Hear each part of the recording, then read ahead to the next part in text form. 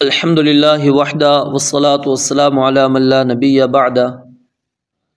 آج کے درس میں آپ کے سامنے چہرے اور ہاتھ کے پردے کے متعلق وضاحت کرنا مقصود ہے۔ آیا چہرے کا پردہ واجب ہے یا واجب نہیں ہے؟ اس مسئلے میں اہل علم کا اختلاف پایا جاتا ہے۔ کچھ اہل علم وجوب کے قائل ہیں اور کچھ اہل علم عدم وجوب کے قائل ہیں۔ وہ کہتے ہیں چہرے اور ہاتھ کا پردہ نہیں ہے۔ آئیے چند دلائل آپ کے سامنے رکھتا ہوں تاکہ مسئلے کی تنقیح ہو جائے، مسئلے کی وضاحت ہو جائے کہ چہرہ اور ہاتھ پردے کے اندر شامل ہیں یا نہیں ہیں۔ اس سے قبل راجح موقف جو مجھے سمجھ میں آتا ہے وہ یہی ہے کہ چہرے اور ہاتھ کا پردہ واجب ہے، ضروری ہے۔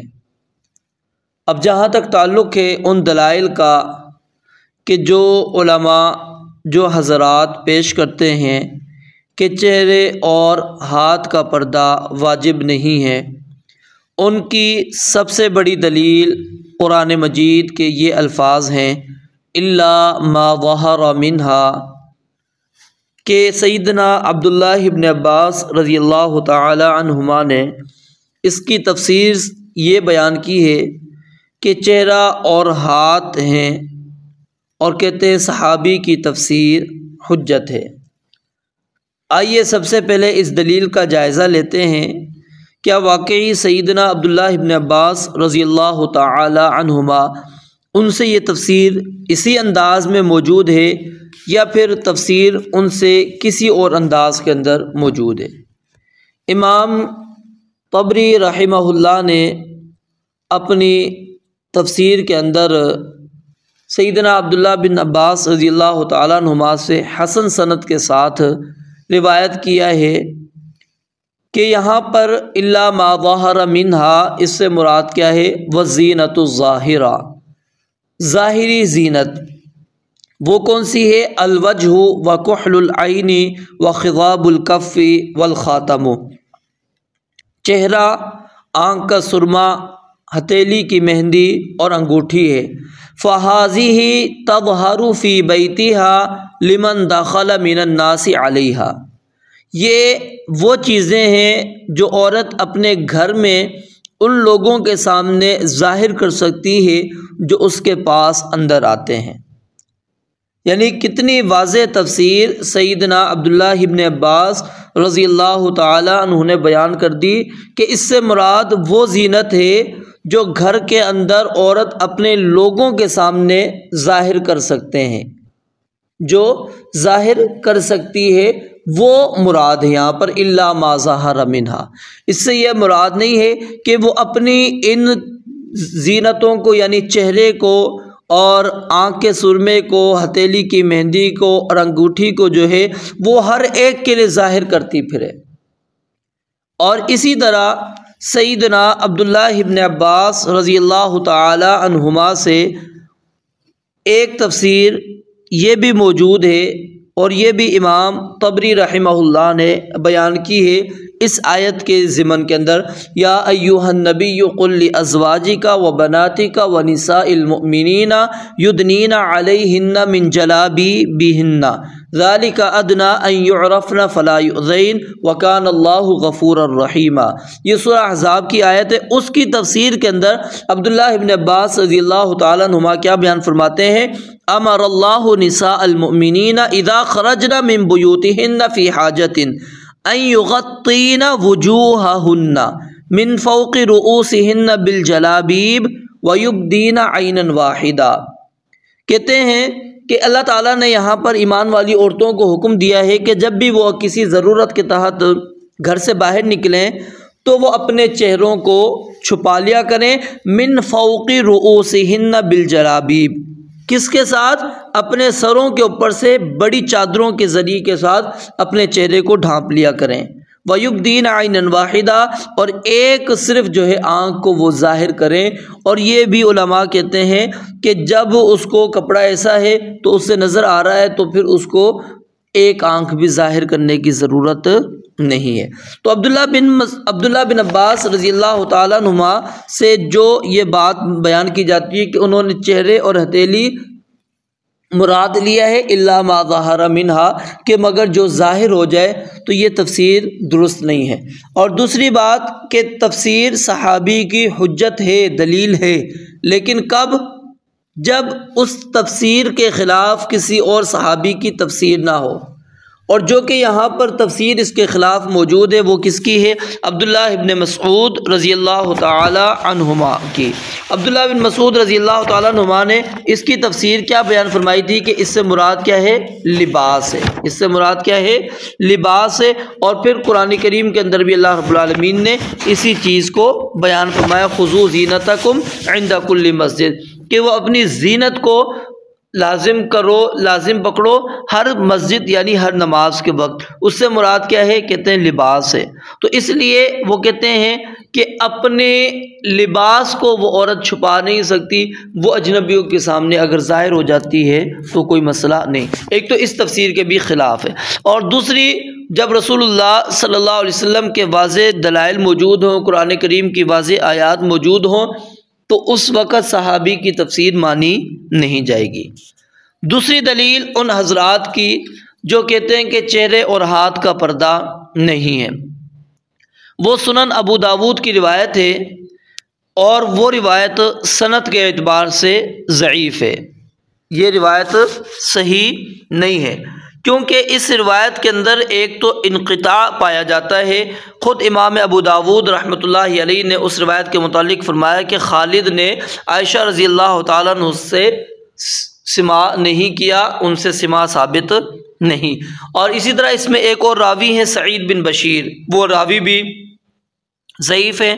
پھر اسی طرح اس کے اندر ایک راوی ہیں ولید، ان کی تدلیس بھی موجود ہے۔ اور اسی طرح اس متن کے اندر جو ابھی میں آپ کے سامنے پیش کروں گا اس کے اندر بھی نکارت پائی جاتی ہے، کیونکہ یہ بہت بعید بات ہے کہ نبی علیہ الصلوۃ والسلام کی سالی اسماء رضی اللہ تعالیٰ عنہا بڑی عمر کے اندر وہ باریک کپڑے پہن کر نبی علیہ الصلوۃ والسلام کے سامنے آ جائیں، کیونکہ جب ہجرت کی تھی تو اس وقت ان کی عمر کیا تھی؟ 27 برس تھی، 27 برس تھی۔ تو یہ امکان ہی نہیں ہے کہ سیدہ عائشہ رضی اللہ تعالیٰ عنہ کی بہن اسماء بنت ابی بکر نبی علیہ الصلوۃ والسلام کے پاس آئی ہوں اور انہوں نے اس طرح باریک کپڑے پہنے ہوئے ہوں کہ نبی علیہ الصلوۃ والسلام نے ان سے چہرے کو پھیل لیا۔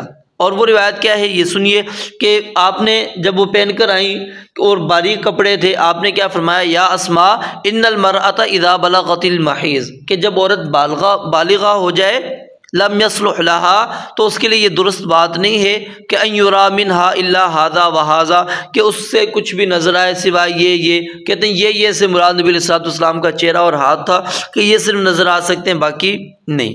تو یہ روایت میں نے آپ کو بتایا جو کہ سنن ابو داود کی ابواب کتاب اللباس کے اندر موجود ہے، باب فیما تبدی المرأة من زینتها، اس عنوان کے تحت حدیث نمبر 4104 نمبر یہ روایت ہے۔ تو یہ روایت سند کے اعتبار سے ضعیف ہے۔ اور اسی طرح شیخ صالح العثیمین نے اپنے جو کتاب ہے رسالہ ہے الحجاب، اس میں بھی انہوں نے اس حدیث کو ضعیف قرار دیا ہے۔ اگر بالفرض اس روایت کو ہم صحیح بھی مان لیں تو پھر اس کے اندر یہ احتمال موجود ہے کہ یہ شاید کہ حکم یہ جو یعنی عمل جو سیدہ اسماء رضی اللہ تعالیٰ عنہا نے کیا، یہ حکم جو پردے کا نازل ہوا ہے اس سے پہلے کا ہے۔ اور جب احتمال آ جائے، اذا جاء الاحتمال بطل الاستدلال، تو استدلال کیا ہو جاتا ہے؟ خود بخود باطل ہو جاتا ہے، یعنی پھر ہم اس سے دلیل لے ہی نہیں سکتے۔ تو اس سے یہ دلیل نکالنا کہ اس کے اندر ثابت ہو گیا کہ عورت وہ اپنے چہرے اور ہاتھ کا پردہ نہیں کرے گی، یہ بات درست نہیں۔ اسی طرح ایک اور نبی علیہ الصلوۃ والسلام کے متعلق بات کی جاتی ہے کہ نبی علیہ الصلوۃ والسلام کی جو چچا زاد بہن تھی ام ہانی، کہتے ہیں کہ وہ آپ علیہ الصلوۃ والسلام سے آخر عمر تک انہوں نے کبھی بھی پردہ نہیں کیا، اپنے چہرے کا پردہ انہوں نے نہیں کیا۔ اور دلیل کیا دیتے ہیں؟ سنن ابو داود کی ایک روایت پیش کرتے ہیں کہ جس کے اندر آتا ہے کہ انہوں نے رسول اللہ صلی اللہ علیہ وسلم کا بچا ہوا پانی پیا، کہتے ہیں اس میں چہرہ ظاہر پانی پیا تو چہرہ تو کھل گیا، لیکن غور کیا جائے تو اس حدیث کے اندر کہیں پر بھی یہ واضح نہیں ہے کہ وہ چہرہ کھلا ہوا تھا، اور یہ بالکل بے بنیاد بے دلیل بات ہے کہ غیر محارم رشتہ داروں کے سامنے عورت اپنے چہرے اور ہاتھ کھول سکتی ہے، حالانکہ سب سے بڑے فتنے کا جو باعث ہے، سب سے بڑے فتنوں کو کھولنے والا جو دروازہ ہے وہ یہی چہرہ اور ہاتھ ہے۔ اسی طرح ایک اور دلیل ان کی جو چہرے اور ہاتھ کے پردے کے قائل نہیں ہے وہ بیان کرتے ہیں عبداللہ بن عباس رضی اللہ تعالیٰ عنہ کی روایت، جو کہ فضل بن عباس رضی اللہ تعالیٰ عنہما کے متعلق ہے کہ وہ نبی علیہ الصلوۃ والسلام کے پیچھے سواری پر سوار تھے، تو خثعم قبیلے کی ایک عورت آئی تو سیدنا فضل بن عباس جو ہے اس کی طرف دیکھنے لگے، اور وہ فضل رضی اللہ تعالیٰ عنہ کی طرف دیکھنے لگی تو نبی علیہ الصلوۃ والسلام نے فضل کا منہ دوسری طرف پھیر دیا۔ یہ صحیح البخاری کے اندر موجود ہے، لیکن اس حدیث سے جو چیز ثابت ہوتی ہے وہ کیا ہے کہ یہ بات موجود نہیں ہے کہ اس نے پردہ نہیں کیا ہوا تھا، کہ اس نے نبی علیہ الصلوۃ والسلام کی موجودگی میں پردہ نہیں کیا ہوا۔ اگر پردہ نہیں کیا تھا تو نبی علیہ الصلوۃ والسلام نے کیا ہے اس کو تنقید کا نشانہ بنایا ہوگا، کیونکہ آپ کی عادت مبارکہ تھی، آپ فوراً اصلاح کیا کرتے تھے، تو نبی علیہ الصلوۃ والسلام نے اس کو روکا ہوگا۔ تو یہاں پر اس حدیث سے یہ مسئلہ نکال لینا کہ جی اس نے چہرے کا پردہ نہیں کیا ہوا تھا تو آپ نے اس کا چہرہ پھیر دیا، اس عورت کو حکم نہیں دیا، یہ ممکن ہی نہیں۔ آپ نے اس کو اگر نہیں اس نے کی ہوگی، پردہ نہیں کیا ہوگا، تو آپ نے اس کو تاکید کی ہوگی، اس کو حکم دیا ہوگا کہ نہیں تم پردہ کرو۔ تو یہ چند دلائل تھے ان حضرات کے جو کہتے ہیں کہ چہرے اور ہاتھ کا پردہ نہیں ہے۔ تو یہ روایات اور ان سے جو استدلال کیا جاتا ہے اس کی حقیقت میں نے آپ کے سامنے بیان کر دی۔ اب جہاں تک تعلق ہے چہرے اور ہاتھ کے پردے کا، اس کے اندر سب سے پہلی تو آیت وہی ہے وَلَا يُبْدِينَ زِينَتَهُنَّ إِلَّا مَا ظَهَرَ مِنْهَا، جو ہم پڑھ رہے ہیں۔ اس کے اندر اللہ رب العالمین نے کیا فرمایا اس کے بعد وَلْيَضْرِبْنَ بِخُمُرِهِنَّ عَلَى جُيُوبِهِنَّ، کہ وہ اپنی اوڑھنیاں اپنے گریبانوں میں ڈالے رکھیں۔ اب گریبان پر پہلے سے ہی قمیص کا کپڑا کیا ہے موجود ہوتا ہے، اب اس کے باوجود اس کے اوپر مزید اوڑھنے کا حکم دیا۔ تو یہاں پر جو لوگ کہتے ہیں کہ چہرے کا پردہ نہیں ہے، ان کو غور کرنا چاہیے کہ عورت کے حسن و جمال کا جو اصل مرکز ہے وہ کیا ہے؟ چہرہ ہے، اور اگر چہرے کے اوپر ساتھ میں اس نے سرما وغیرہ لگایا ہوا ہو، زیور پہنا ہوا ہو، تو اس سے اور خوبصورتی کا اظہار ہو جاتا ہے، جو مرد کے لیے سراسر فتنے کا باعث بن سکتی ہے۔ تو جس سینے کے اوپر قمیص پہلے سے موجود ہے اسے مزید اللہ رب العالمین نے اوڑھنی کے ساتھ ڈھانکنے کا حکم دے دیا، تو چہرہ تو بالاولیٰ جو کہ مرکز ہے حسن و جمال کا، اس کو چھپانا واجب ضروری ہے۔ اور اسی طرح سیدنا عبداللہ بن عباس رضی اللہ تعالیٰ عنہما سے ایک قول اسی آیت کے آگے آئے گا، اب التابعین غیر اولی الاربۃ من الرجال، اس کے متعلق عبداللہ بن عباس رضی اللہ تعالیٰ عنہ بیان فرماتے ہیں فَهَذَا الرَّجُلُ يَتْبَعُ الْقَوْمَ وَهُوَ مُغَفَّلٌ فِي عَقْلِهِ لَا يَكْتَرِثُ لِلنِّسَاءِ وَلَا يَشْتَهِينَ فَالزِّينَةُ الَّتِي تُبْدِيهَا لِهَؤُلَاءِ قُرْطَاهَا وَقِلَادَتُهَا وَسِبَارُهَا وَأَمَّا خَلْخَالُهَا وَمِعْزَادَهَا وَنَحْرُهَا وَشَعْرُهَا فَإِنَّهَا لَا تُبْدِيهِ إِلَّا لِزَوْجِهَا۔ تو سیدنا عبداللہ بن عباس رضی اللہ تعالیٰ عنہ بیان فرماتے ہیں کہ اس سے مراد وہ آدمی ہے جو کچھ لوگوں کے ساتھ رہتا ہے لیکن عقل کے اعتبار سے بدھو ہے، اس کو نہ ہی عورتوں کی پرواہ ہے نہ ہی ان سے کوئی جنسی حاجت ہے، یعنی اس کو نہ اس موضوع کی طرف اس کا کوئی خواہش ہے، نہ ہی اس کو کبھی اس چیز کا احساس ہوتا ہے کہ جو عورتیں ہوتی ہیں کیا ہیں، ان کی کیا چیزیں ہیں، اس کو اس موضوع سے کوئی تعلق نہیں، بالکل جو بدھو ہوتا ہے وہ مراد ہے یہاں پر۔ تو اس کے سامنے بھی کون سی زینت وہ ظاہر کر سکتی ہیں؟ وہ بالیاں ہیں، ہار ہے اور کنگن ہے، یہ صرف ان کے سامنے ظاہر کر سکتی ہے۔ اور جہاں تک کہتے ہیں اس کی پازیب، بازو، سینہ اور بال ہیں، تو وہ صرف اور صرف کیا ہے الا لزوجہا، وہ خاوند کے سامنے کھول سکتی، وہ ان کے سامنے بھی کھول نہیں سکتی۔ تو یہاں سے بھی یہ مسئلہ واضح ہو گیا۔ اور اسی طرح اس آیت کے اندر ایک اور جملہ ہے وَلَا يَضْرِبْنَ بِأَرْجُلِهِنَّ لِيُعْلَمَ مَا يُخْفِينَ مِن زِينَتِهِنَّ، کہ وہ اپنے پاؤں کو زور سے زمین پر نہ ماریں کہ ان سے ان کی جو پہنی ہوئی پازیب ہے اس کی آواز وہ کسی کے کانوں میں جائے اور آواز کی وجہ سے کوئی شہوانی خیال پیدا ہو جائے۔ تو اللہ تعالیٰ نے جو چیز چھپی ہوئی ہے، اب دیکھیں نا، عورت نے پردہ کیا ہوا ہے، کوئی پتہ نہیں کہ وہ بوڑھی ہے، جوان ہے، خوبصورت ہے، بدصورت ہے، بس صرف کیا ہے، آواز ہی دلوں میں خرابی کیا کر دیتی ہے، پیدا کر دیتی ہے، اور اسے چھپانے کا اللہ رب العالمین نے حکم دیا۔ تو چہرہ جس پر کسی عورت کے خوبصورت ہونے یا نہ ہونے کا فیصلہ ہوتا ہے، وہ کیسے کھلا رکھا جا سکتا ہے؟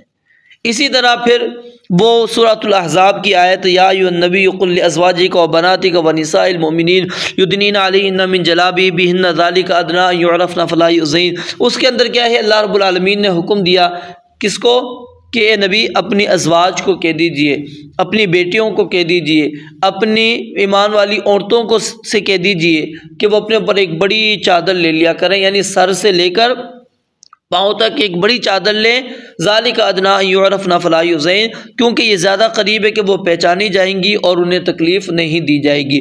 پہچانی کیا جائیں گی کہ یہ مومنہ ہیں، پاک دامن ہیں، حیا والی عورتیں ہیں، ان کو پریشان نہیں کیا جائے۔ تو عبداللہ بن عباس رضی اللہ تعالیٰ عنہما نے اس کی جو تفسیر بیان کی وہ میں نے آپ کے سامنے رکھ دی۔ تو کیا ہے کہ اللہ تعالیٰ نے ایمان والی عورتوں کو حکم کیا دیا کہ جب وہ گھروں سے باہر نکلیں گی کسی حاجت اور ضرورت کے تحت، تو اپنے سروں کے اوپر کیا ہے، بڑی چادر سے اپنے چہرے کو ڈھانپ لیا کریں اور ایک آنکھ جو ہے کھلی رکھا کریں۔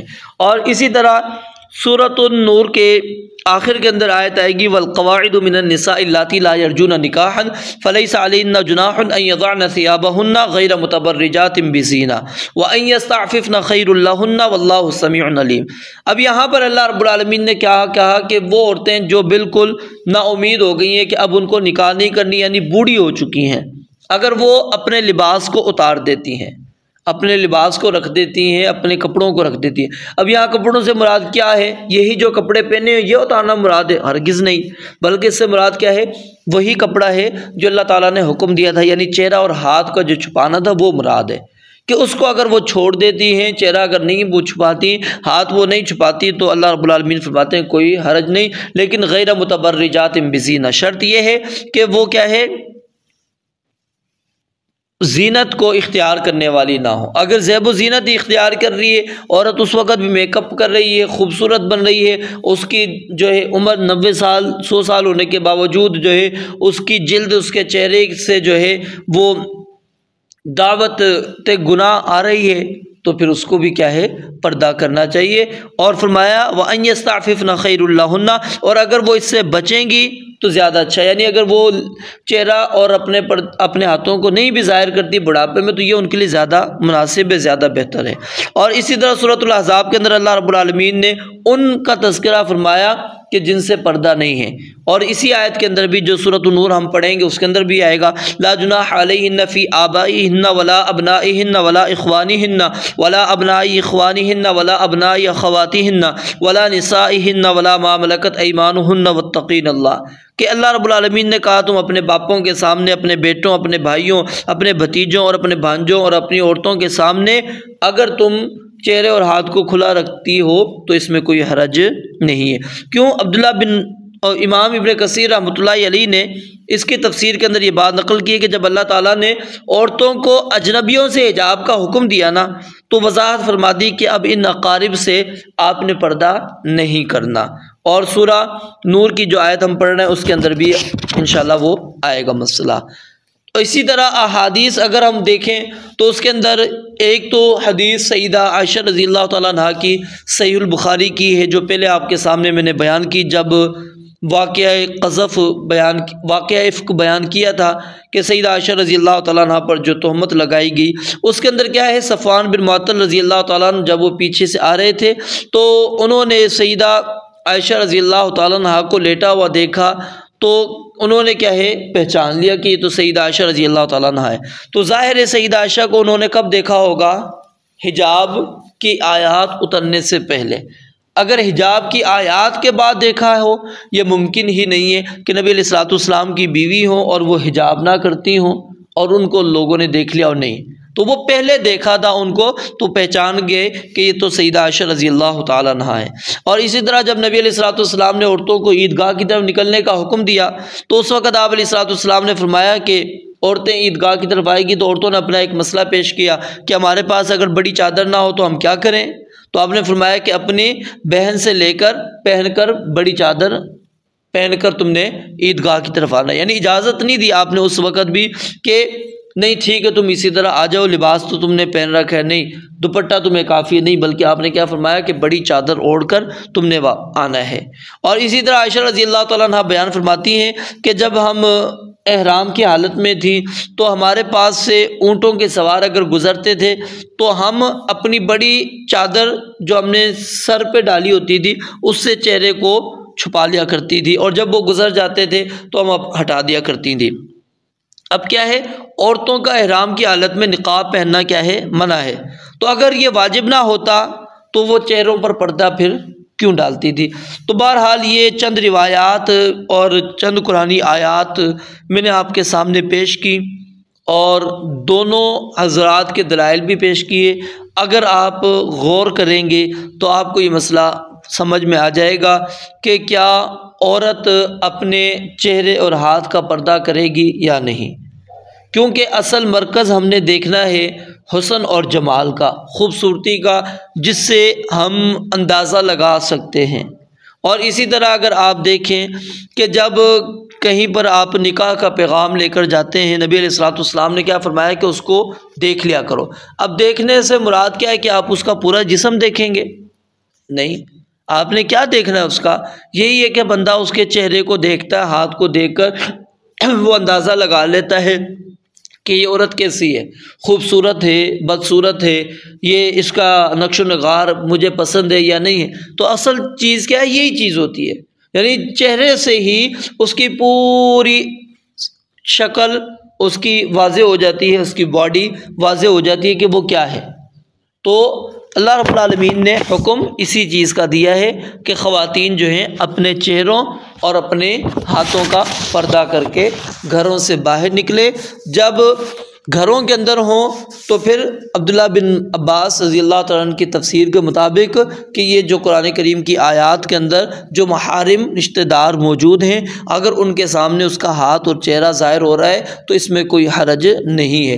اور باہر اجنبیوں کے سامنے وہ کس کے سامنے کیا ظاہر کر سکتی ہے؟ صرف جو لباس اس نے پہن رکھا ہے، وہ لباس یعنی وہ چادر وغیرہ، وہ برقع وغیرہ جو اس نے پہنا ہے، وہ چیز صرف واضح ہوگی، وہ نظر آئے گی، کیونکہ اس کو نہیں چھپایا جا سکتا۔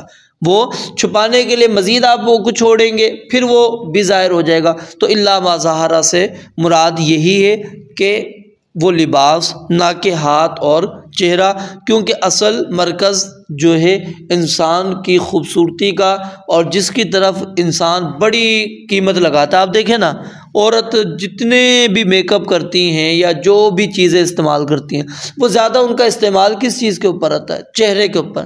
چہرے کے اوپر ان کی توجہ زیادہ ہوتی ہے، اسی کی جانب ان کی زیادہ توجہ ہوتی ہے۔ کریم شریم لگانا، جو کچھ بھی ہے وہ سارا کچھ چہرے کے ساتھ ان کے ساتھ ایک تعلق ہوتا ہے۔